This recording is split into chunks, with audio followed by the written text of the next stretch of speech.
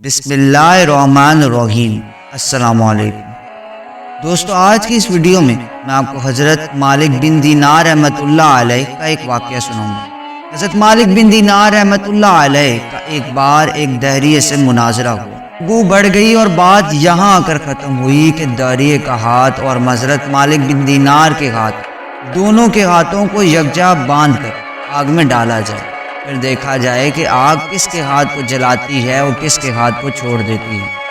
جس کے ہاتھ کو آگ چھوڑ دے گی وہ سچا، اور جس کے ہاتھ کو آگ جلا دے گی وہ جھوٹا۔ چنانچہ دونوں کے ہاتھ باہم ملا کر باندھ دیے گئے اور آگ میں ڈالے گئے۔ خدا کی قدرت سے ایسا ہوا کہ دونوں میں سے کسی کا ہاتھ نہ جلا، بلکہ آگ سرد ہو گئی اور دونوں بچ گئے۔ حضرت مالک بن دینار رحمۃ اللہ علیہ یہ واقعہ دیکھ کر بڑے پریشان ہوئے اور سجدے میں گر کر مناجات کی کہ الہی یہ کیا واقعہ ہے۔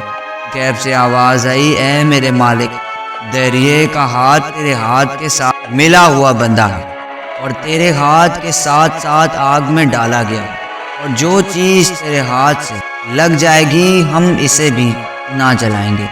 دہریے کا ہاتھ جلنے سے اگر بچا ہے تو تمہارے ہی ہاتھ کی برکت سے۔